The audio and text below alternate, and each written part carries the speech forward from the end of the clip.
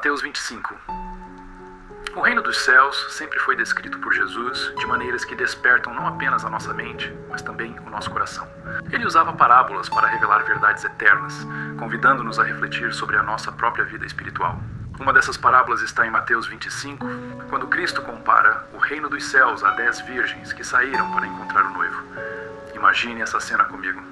10 mulheres, cada uma com a sua candeia acesa, cheias de expectativa. Elas aguardavam a chegada do noivo para participarem do banquete. Mas, entre elas, havia uma diferença que mudaria tudo. 5 eram prudentes e 5 eram insensatas.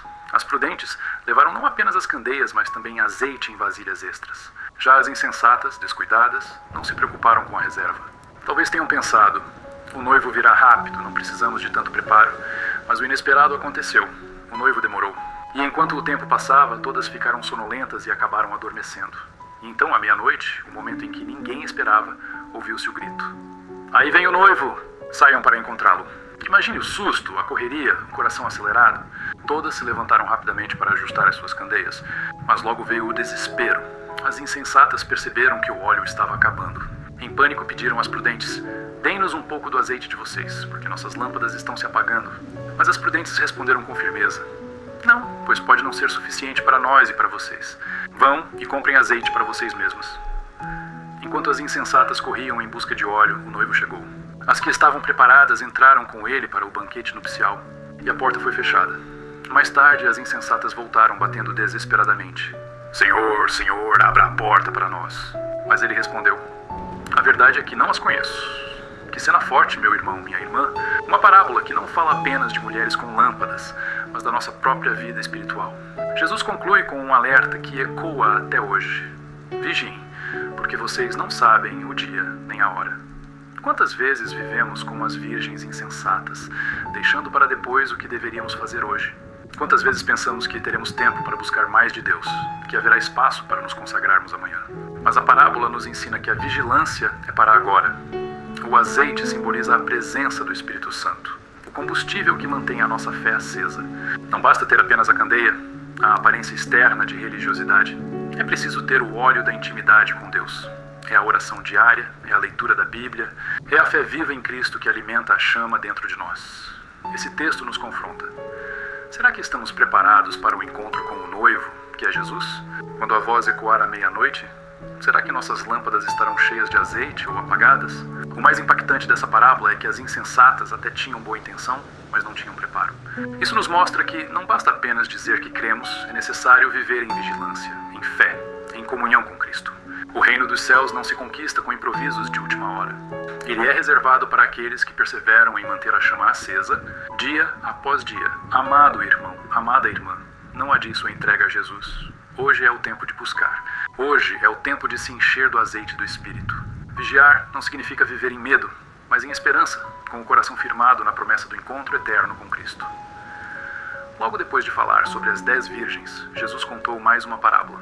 Ele disse que o reino dos céus também pode ser comparado a um homem que, ao sair de viagem, chamou seus servos e lhes confiou os seus bens. A um deu 5 talentos, a outro 2 e a outro apenas 1, cada um conforme a sua capacidade. E assim o homem partiu, deixando nas mãos dos servos aquilo que lhe era mais precioso.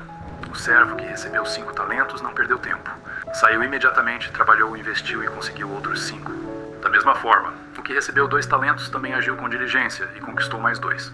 Mas o que recebeu apenas 1 talento, tomado pelo medo, preferiu cavar um buraco e esconder o dinheiro do seu senhor. Depois de muito tempo, o senhor daqueles servos voltou e acertou contas com cada um deles.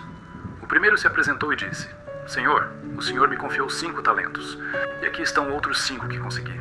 O senhor sorriu e respondeu, muito bem, servo bom e fiel. Você foi fiel no pouco, eu o colocarei sobre o muito. Venha e participe da alegria do seu senhor. Em seguida veio o que havia recebido 2 talentos e disse, Senhor, o senhor me confiou 2 talentos, e veja, eu ganhei mais 2. O senhor também o elogiou. Muito bem, servo bom e fiel. Você foi fiel no pouco, eu o colocarei sobre o muito. Venha e participe da alegria do seu senhor. Mas quando chegou a vez do servo que havia recebido apenas 1 talento, a história foi diferente. Ele disse, Senhor, eu sabia que o senhor é severo, que colhe onde não plantou e ajunta onde não semeou. Por isso fiquei com medo e escondi o seu talento no chão. Aqui está o que pertence ao Senhor. O Senhor olhou para ele e disse com firmeza: servo mau e negligente. Se você sabia que eu colho onde não plantei e ajunto onde não semeei, deveria ao menos ter colocado o meu dinheiro no banco, para que ao voltar eu recebesse com juros.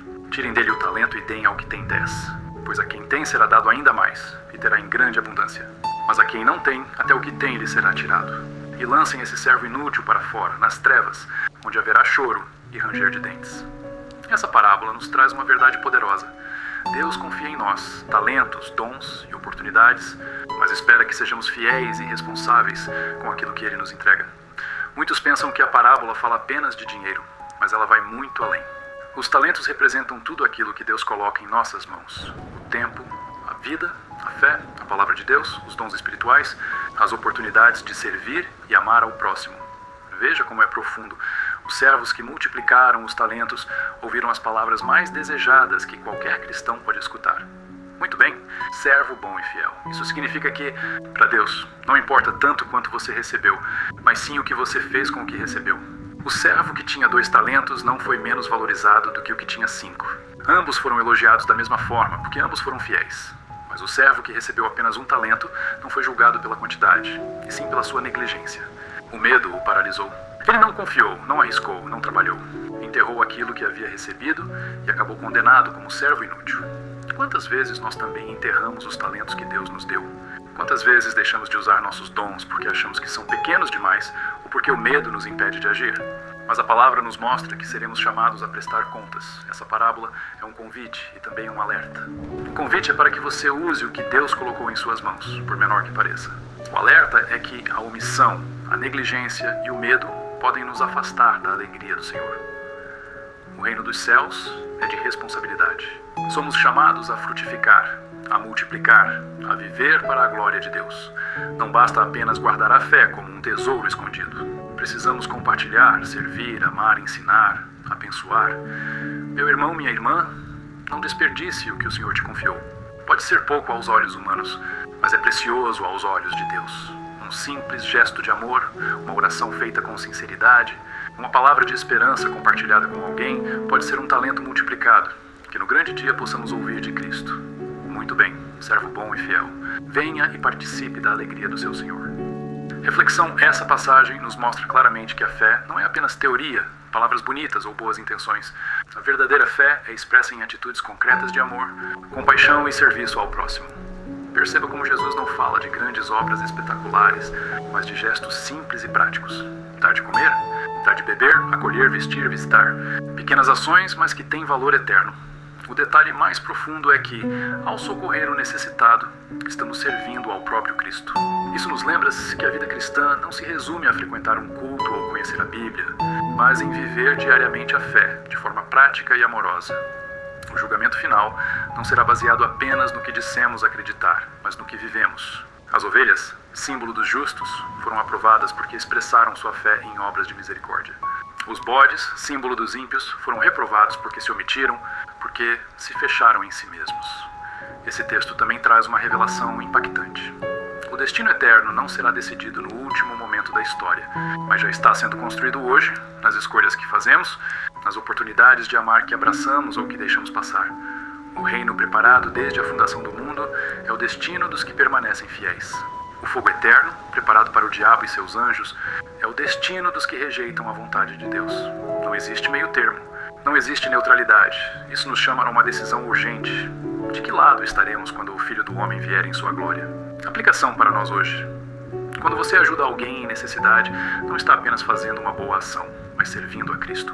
Quando você fecha os olhos para a dor do próximo, está rejeitando o próprio Senhor. Sua fé precisa ser viva, prática e visível em atitudes. No fim, todos nós seremos reunidos diante do trono. Não importará a fama, o dinheiro, a posição social ou qualquer conquista humana. O que pesará será como vivemos o amor de Cristo neste mundo. Essa é a última mensagem de Mateus 25. Há uma eternidade diante de nós, e o que fazemos hoje determinará onde passaremos o amanhã eterno.